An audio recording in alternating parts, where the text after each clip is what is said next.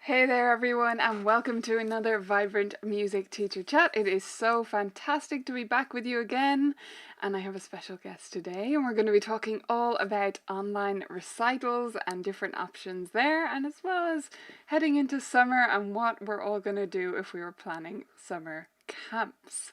Before we get started with the interview, I want to let you know about a few little bits of housekeeping. So first of all, the schedule for these live chats that we're doing 3 times a week.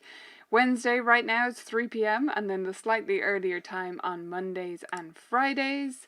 So around this time, 3 days a week, we're jumping on here to connect you with new ideas, have fun interviews, and just come together as a community, right? Which is still so important right now.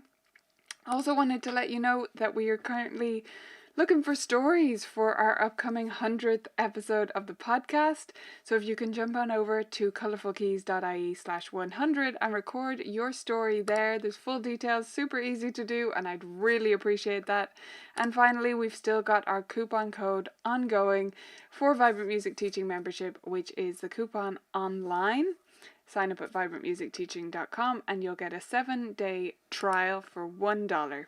It's a great deal. It'll get you access to resources and all that fun stuff. Do add your highs and hellos and your questions about online recitals and all things to do with summer into the chat as we welcome our fantastic guest. I don't think many of you will need an introduction to our guest today. You will be well familiar with her work. She puts together fantastic resources for teachers and it's probably one of the longest running music teaching blogs out there. Welcome to the show, Jennifer Foxx. Thank you. I'm glad to be here. It's so fantastic to have you.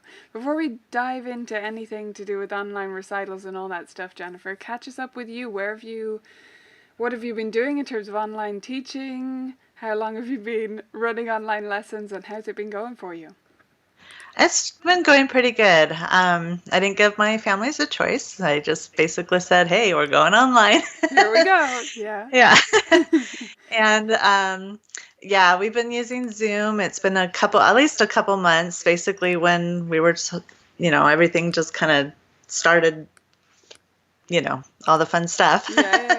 I said, okay, it looks like it's time to go online, and so we did. And then this week is my last week. I just had my recital, and so we're doing our group party for this week. I always do a group party after a recital, and so we're still doing that online. And yesterday I had one session and it went well, and then today I have another one. So that's just sticking with the plan.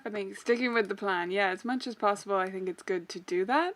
At least as much of our plan as we can to keep our own sanity, right? Right. Absolutely. How have you found the switch to online lessons more generally? Like, was there anything that you found really difficult in terms of the teaching? Well, I've done it before as far as when students are sick or can't make a lesson. But one thing with everybody going online, and I think I've heard this from many other teachers, is you're exhausted. I think it's just that's in your eyes, that screen time. Your eyes just need that break and all that kind of stuff. So it's definitely a lot more work and energy, and sure. Which is funny. You wouldn't think that, but yeah. But it takes a lot out of you. Yeah, for sure. I think many teachers have found that. It definitely gets easier as the weeks go on. So if some of you are just, a few weeks in, I know some teachers delayed the start of it and stuff. It does get easier, but we're right there with you. It's definitely draining. Yeah. So a lot of teachers are thinking about online recitals right now, or they've planned one and it's coming up, or they're kind of finalizing some details. I know a lot of us were scrabbling to decide what exactly we would do, and I know you've just done yours. Mm-hmm. So when it came to evaluating the different options for that, Jennifer, what did you consider doing, and why did you land at the type of recital that you chose? Okay. So I wanted to, again, stick with my plan, Yeah. which my plan this year was to do an all duet and trio recital originally. A really And inconvenient plan to happen to have right had right out of now. all years. Yeah. And so I'm like, okay, I'm going to do this. I don't care.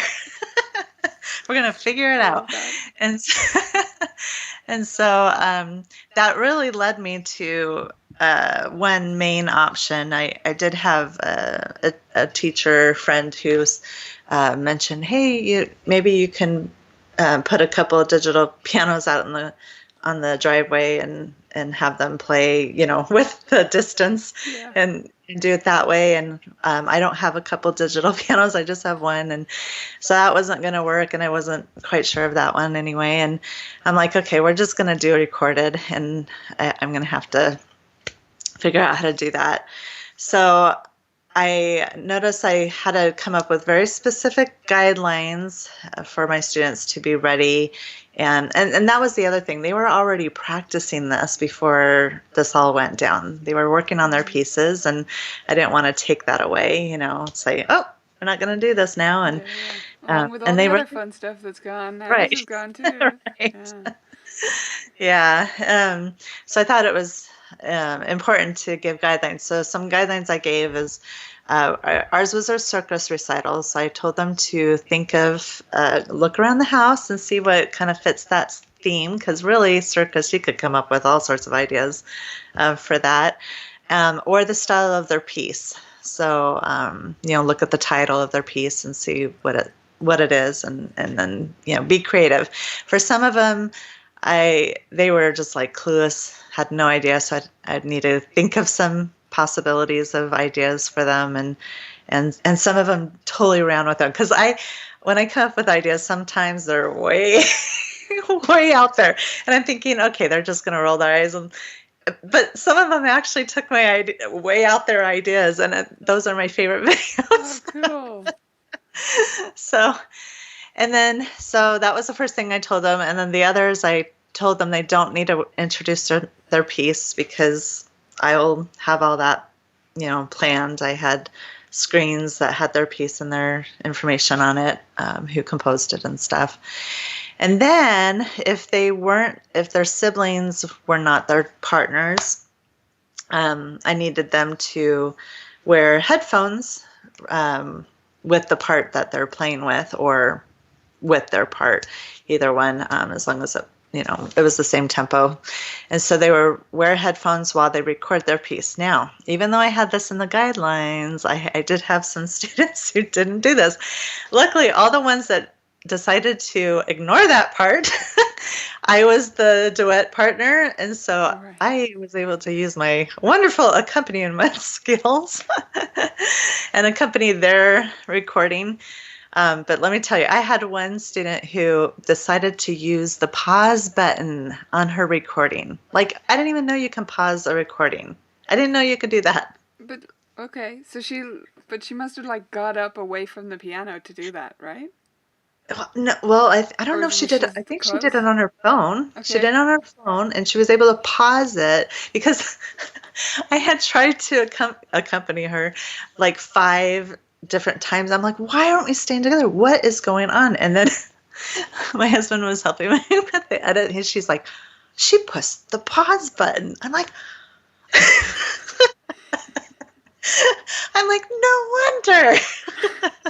Was it in the middle of the piece? Yes. What was she trying to do? I don't know if she messed up, or she needed to pause and figure something out, or I don't know, but it was like, you should have seen my bloopers. Yeah. You're just like, what is going on? I'm pretty sure I'm reading this right. Yeah. So, oh my goodness. Yeah. So that was the ones that actually followed directions, it was easy. And the ones who didn't made it a little more challenging. The other thing is, I told them to film in landscape mode, horizontal, and kind of I even did a little video showing what view is best and that kind of thing. and I still had parents give me portrait videos. And Mm. so with those, I would usually have them re-record. So guess what? You didn't follow directions. You're going to do Yeah. it again. But I did have a couple instances where I didn't get the new recordings in time, and one had actually gone out of town, and so there was no way I was going to get her. So I just made do with what I had. Um, and then, and then I told them to, after they were done playing, to stand up, smile, look at the camera, and take a bow. And most of them did that. I did have some that did not. So, despite all those little guidelines, I mean, I shared the guidelines multiple times and multiple platforms. It was not the lack of me telling. Yeah. But despite all that, you're still going to get some that, we'll ignore. But I didn't have a problem when I absolutely needed to have them re-record. It's Mm. a learning experience if they have to do that. And Yeah. then I had them upload their recordings to a Dropbox link that I shared. So, Great. Yeah, nice and yeah. handy for you to have them all in one spot. I tend to give parents a choice, but um, just because if they're not particularly tech savvy, Dropbox should be easy, but still sometimes, I know. I couldn't figure it out, so I'm texting it to you or something. I'm Right. like, okay, Yeah. well, I'll Yeah. just take it. Right. Just give it That's to me. fine. Um, with that, did you have any parents who seemed overwhelmed by this? Because a lot of parents are dealing with so much schoolwork coming through and all these different platforms and all these tech things that they need to figure out. Yeah. So I did have one who did, but she tends to have that personality anyway, because she does that with everything. Her I think her first instinct is resistance. Um, but they were able to make it work. And then I did have some where students pretty much took over, and because the parents weren't much help, and that was a couple different ages, where um, even younger students just you could tell when they just did it. You find that with kids, though, kids who have mums and dads who, particularly with technology, who can't really figure stuff out. They get very Hmm. quickly used to just grabbing it, whereas kids who have parents sometimes who are very good with the tech, they don't have the wherewithal to find their way around it, you know? Right. So they like compensate for their parents somehow. Right. I know. I have a 9-year-old student that pretty much takes over with anything. Yeah, right. It cracks me up. We had a question from Karen there about the importance of landscape over portrait. Why did you ask them to give you landscape versus portrait videos? Yeah, if you look at when somebody is filming um, this way, Yeah. it only covers that much of the screen. So you have all this black on each side, where if you're doing it this way, it fills the whole screen. So, and even with duets, I was able to put it just like you see on this webinar, we're side by side, and so that's what I wanted. If you actually watch my recital, it's on my Fox Piano Studio YouTube page. You can find it there, and you'll see a couple students. And one is a pair of sisters, and there's his portrait. And so what we did is we put a curtain background on their piece, so we didn't have these black boxes. And then one has a portrait with a landscape. And you could definitely tell the difference between the two. Mm. And if, say, like I had two portraits, it still wouldn't fill the screen. It would No. you would still have black on each side. Yeah. And even if you're going to crop like side by side like this with a duet, it's you have more choice with landscape. So you can Right. then like choose this bit if it's not quite centered. And Yeah, yeah. exactly. Yeah. And it really is about the intended watching platform. So the reason parents will do it that way, portrait, Hmm. is because they're used to watching things back on their phone. But they're not going Right. to watch this on their phone, or we hope they won't. We want them to watch it on a bigger device, hopefully, so they can see what's going on. And if that's the case, if they're on an iPad or a laptop, or they put it on their smart TV or something, it's going to be way better if it's Right. landscape, right? They're Right. going to be able Yeah. to see more. Yeah. Yeah. So a few people are asking about the editing of the videos and how you put this together, whether it was a playlist or how you cut them together. Yeah, so my husband helped me with that because I thought that I could get away with doing it in iMovie. And the answer is no. 'Cause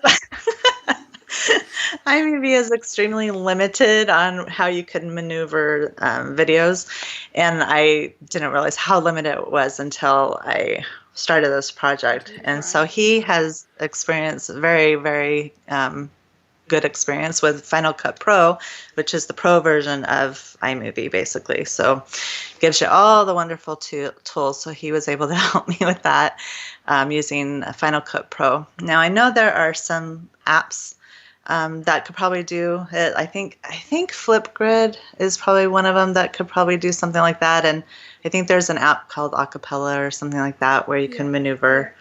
Yeah. You do have to pay for them, as far as I'm aware, if people are looking at it. They're all paid versions, yeah. Yeah, yeah. So thankfully, I had a husband who knew what he was doing in that department. Yeah. Just for people who are not doing duets, I think they could get away with iMovie to cut it together. Mm-hmm. And if you are going to do something like that and you don't have a lovely husband who can take over and edit it for you, seriously go ask a video editor to do it. Like go on Upwork or somewhere like, or even Fiverr might even have for simple jobs like this. Yes. And get someone to do it. Honestly, they will do it so like 20 times faster than you. It won't even cost that much, and it is so worth it to get it off your plate. Yeah, that's great advice, because the stress, just, have somebody else. And it takes so long to do something like that in iMovie because it's not a professional tool. You can't go that fast. Even if you are good with it, right? You just can't. It's not designed for that. So yeah, just hire someone if you need that level of editing, that kind of thing. Mm-hmm. Yeah, I agree. There was a suggestion there from Carrie. I'm planning on using Adobe Spark. That is another great option. Oh, yeah. Free version that I'm using. Yeah, again, it depends on what type of edits you're doing. So Adobe Spark is really designed for like clips for social media. So if you're going to do short ones and just want to put like a title or banner on the bottom, I think that would be a great option. It's a great suggestion, Carrie. Yeah. So in terms of once you had the video, so you cut it all together as one big video, Jennifer, and some people are saying that they've watched your video. I watched a little clips of it today. It was super. What did you do with it? The actual video, where did you put it? Okay, so we put it on YouTube, and I did some little research. My original plan was just to upload it to YouTube right before our recital time. And again, I stuck with my plan, my same recital date and same recital time. And so I was doing a little more research on YouTube Premiere, and that was the direction I went. And I loved YouTube Premiere. The only con to that I know teachers might not want to use it because of it, but I found the pros outweighed the con big time. So the con to that, when you premiere something, it does premiere live, and you don't have a choice to unlist it at that point. Now, when it premieres, the only people that are going to get notified that it's live, it's ready, are the ones you already sent the link to in advance, or the ones that are subscribed to your channel, which the chances the ones who are subscribed to your channel are either teachers like us or students, families. Chances, beyond that, it's not going to be any weird person. The other advantage of the premiere is you get a fun 2-minute countdown before it starts. And that was just so fun, it creates that excitement to it. And and then you can also, after it's live, you can change it to unlisted if you want. So it doesn't have to stay public. And then what was the other? Oh, and then you could share it in advance and they don't see anything. Oh, and one other really I loved this feature is the parents when it's live, they can't fast forward. Yeah. It's So they can't actually just, live. okay, yeah, it's actually live. And so they can go back if they get in late, they can rewind it and buffer back, but they can't buffer forward. So it forces them to watch the whole recital. Yeah, yeah, yeah. Yeah, because that's the So, concern, really, I think, for many teachers with these video option recitals is it's not going to feel anything like a real recital because they're just going to watch their kid. right. Like, in a lot of cases. Right, right. And that's Yeah. recitals are about the community aspect of bringing people together and the students watching older and younger students and seeing the development, you know. Right, yeah. Which that was another thing. I did want that community aspect of it. I wanted the comments and stuff. And with YouTube, if it's made for kids or has kids in it, you have to put made for kids if it has kids in it at all. This is a change they made in January. And that prevents comments on the YouTube link. And so I still wanted to have that interaction and stuff. And so I created a Facebook event for the actual interaction. So inside the Facebook event is where I shared the YouTube link, and then also where we can comment or I throughout the whole live recital I would post these little digital stickers of great performance and that Nice. kind of thing. So and then I noticed during the recital, there was really no interaction in the Facebook event page. It wasn't till after the recital. And that was at first I'm like, oh, there's no interaction. But then I'm like, no, this is a good thing. It means they're watching. Yeah. And so then afterwards, then I saw the likes come in and comments and stuff. So Oh, great. yeah. Yeah, so you were just treating it like a real recital and just not Right. interrupting, as Right. it were. Exactly. Yeah. So in the Facebook, event, I was going to say group, but it was an event that you set it up Hmm. as. Did you Yeah. see a good amount of interaction there? Nice comments coming through? Yeah, I saw it was mostly, and it was nice because I saw like extended family members comment, which was really cool. Not just the Mm. the ones that were my families, and then a lot of likes and loves and all that too. So yeah, Ah, great. That's yeah. awesome. So overall, you're happy with the choice of platform? Anything you would change if teachers still have one coming up? Is there any changes you might make? If you were Um, to do it again, you're not going to do this yeah, again, hopefully, but right. The only change I would have made, because I'm very happy with how it turned out, so I would definitely do the same thing I did. The only change I would make is do a test before I decided what platform I was using to make sure it works the way I wanted it to. yeah, But yeah, beyond that, I was very happy with it.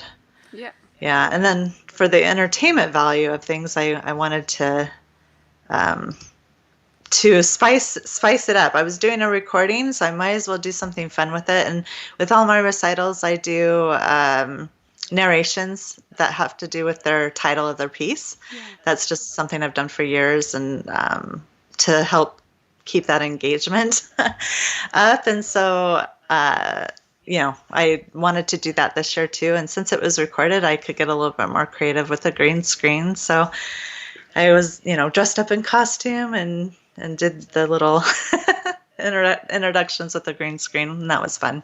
yeah, yeah. That's such a fun idea. I was looking at your original post about doing that in general at recitals as well.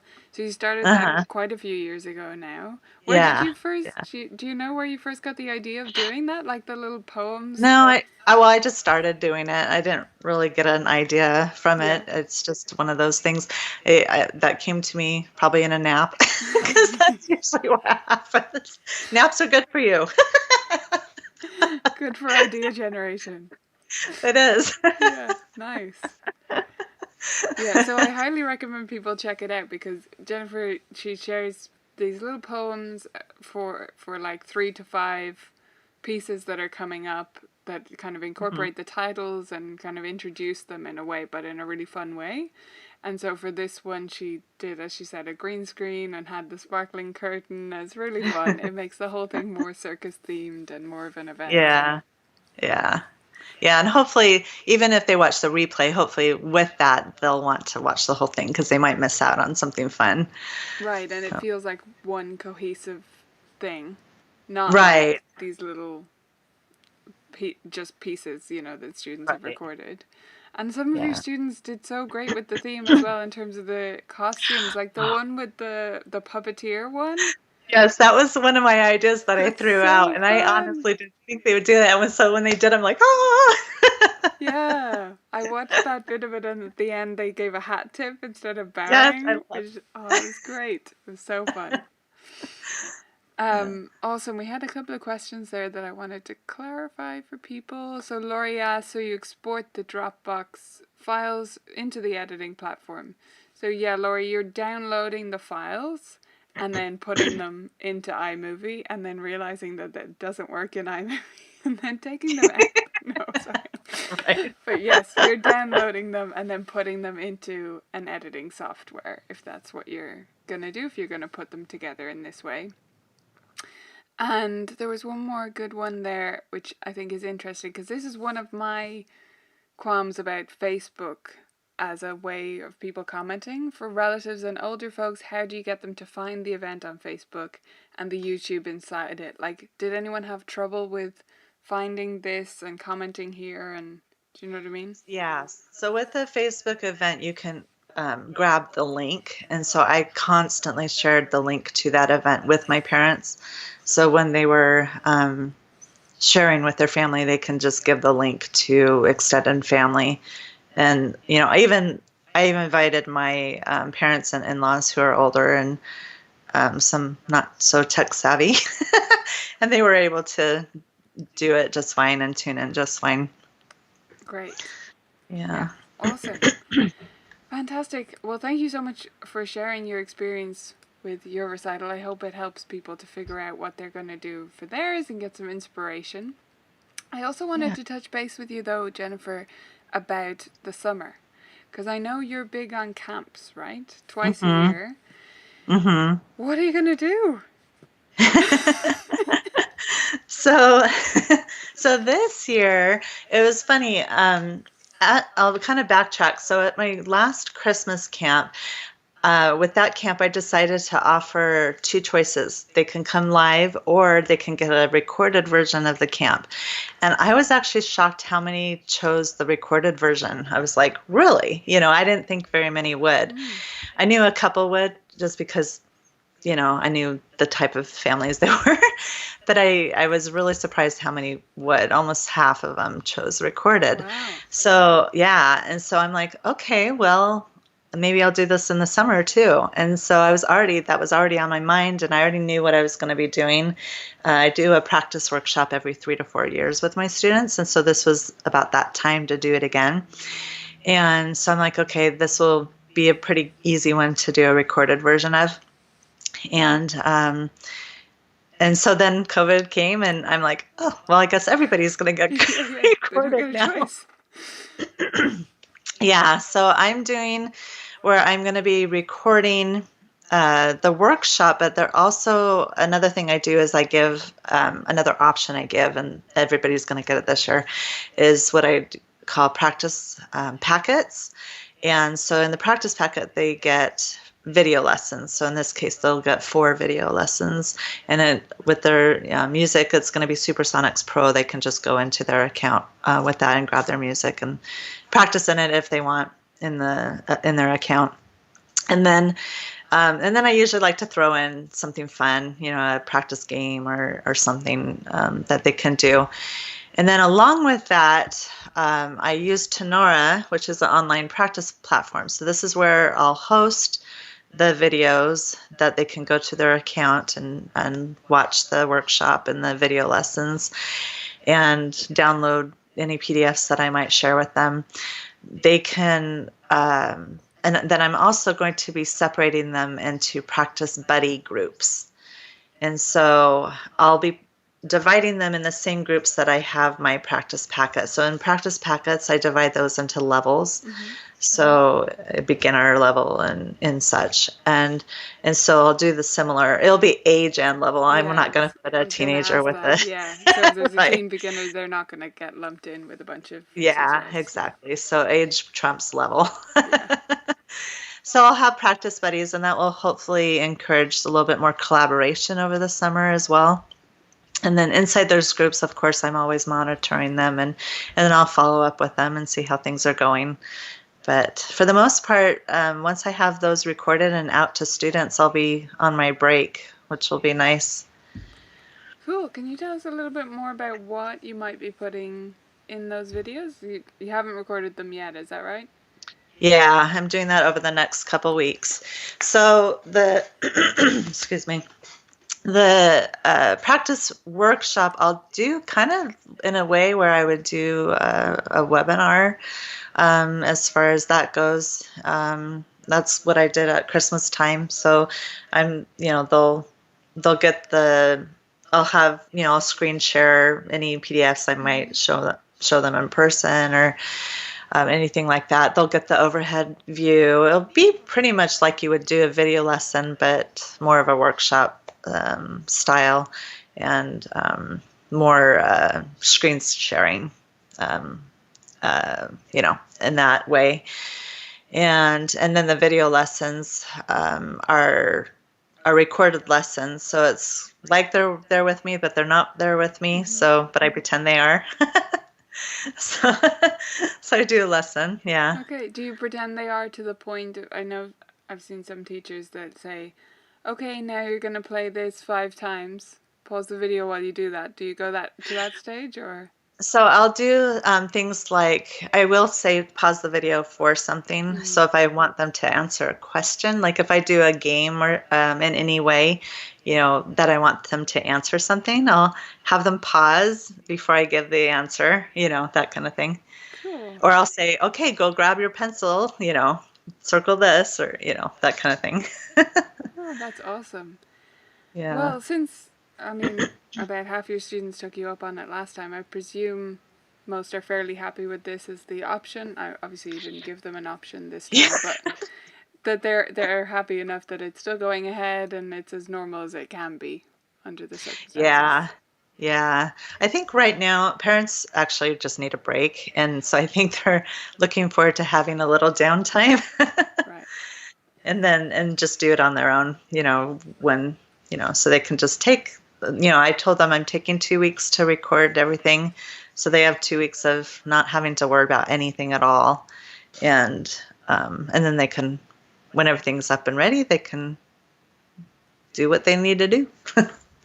Yeah. They can do what they need to do and they can use that to occupy their children if they then need to do their own work from home or whatever they need to do.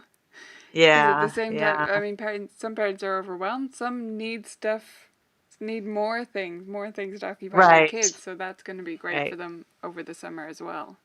Yeah. And I think doing an online, like my practice workshop, it would have worked live too. I wanted to break. And so I'm sticking with my recorded option. Yeah. And then you could also do a mix. You can do a live and recorded, do a little bit of live and recorded, or the opposite, do more of a flipped version where they watch something first and then you can follow up with them live. So really both work. Yeah, awesome. A few questions there. Tina, are there things they send to you? Do they play their pieces for you? Do you have specific assignments, Jennifer, that they have to record and send through to you, or is it more loose than that? Yeah, so for a summer practice packet, I just send it to them and they do it. Now in Tenora, they can send me a recording. I was even telling my adult students, because my adult students are doing all this too. And I was telling them, feel free if you're stuck on something, send me a recording in Tenora and I could check it and make sure that you're doing fine on it. So that's the benefit of using an online platform. There's several out there. Where you can connect with your students in that way, where they can send you recordings and vice versa. But this one's a little bit more casual. Regular video lessons, when I do that, if a student needs to miss or something, first choice is for them to send me a recording, and then I could do the video lesson based on what they send me. But not everybody does that, so when they don't do that, I just give them something new. Yeah. Yeah, and then, but for the practice packets, it's not going to be individualized. So it's literally, I'll send a group 5 students, this packet, and then 8 students this packet. So. Yeah. No, that's sensible. You wouldn't want to be putting Yes. together those for Oh, each yeah. individual student. That'd be totally crazy. And last question, I think, there from Tina as well, which is, how do you charge for these summer workshops? So this is built into your fees anyway, is that right, It Jennifer? is, yeah. So I do a year-round program, and so everything's just included. When I wasn't doing it that way, I would have my camp, if it was a 4-hour camp, a workshop, I call my 4 hours workshops, and my camps 8 or typically 8 hours. Anyway, if it's an 8-hour camp, that's 2 months of tuition. And if it's a 4-hour, it's 1 month. And so this year they're getting they're getting both. So they're getting their practice packet plus their video lessons. The 4 video lessons would equal 1 month of tuition as well. Right. So, yeah. Makes sense. Yeah.